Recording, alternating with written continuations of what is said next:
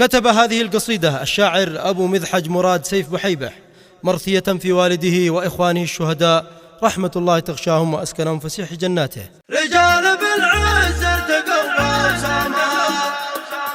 مقال أبو مذحج في الليل الطويل ساهر وعليم اهتنت بأحلامها وصورة الوالد أمامي ما تمل قد المقادم والكتايب سامها والفارس أحمد صاحب الحمل الثقل قايد يترجم في الحروب وأفلامها عبد المجيد الفذ والشخص النبيل وشايف وناجي لها صمامها هذه ملاحم سطروها ما تمل في ذاكرة تاريخنا بأقلامها كم يتعب الراوي لقيلين بعد قيل رجال بالعز ارتقوا بأوسامها استشهدوا والدمع من عيني يسيل على الكرامة واصبحوا خدامها فليشهد التاريخ جيل بعد جيل برغم فرقهم وجور آلامها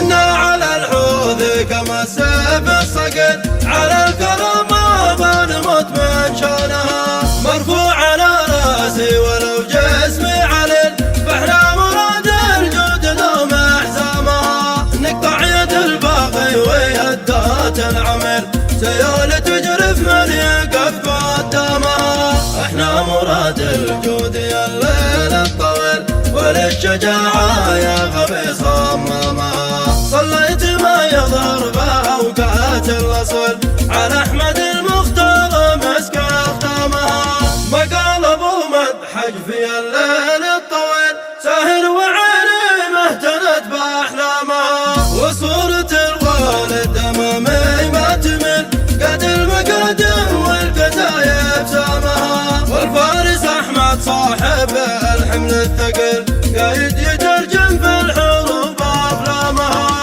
عبد المجيد الفذ والشخص النبيل وشايف وناجي لها صمامها هذه ملاحم سطروها ما تمل في ذاكرة تاريخنا بأقلامها كم يتعب الراوي لقيلين بعد قيل رجال بالعز ارتقوا بأوسامها استشهدوا والدمع من عيني يسيل على الكرامة واصبحوا خدامها فليشهد التاريخ جيل بعد جيل برغم فرقهم وجور آلامها إنا على الحوض كما السيف الصقل على الكرامة بنموت من شانها مرفوع على راسي ولو جسمي علل فاحنا مراد الجود دوم احزامها نقطع يد الباقي ويدات العمل سيولة تجرف من يقف قدامها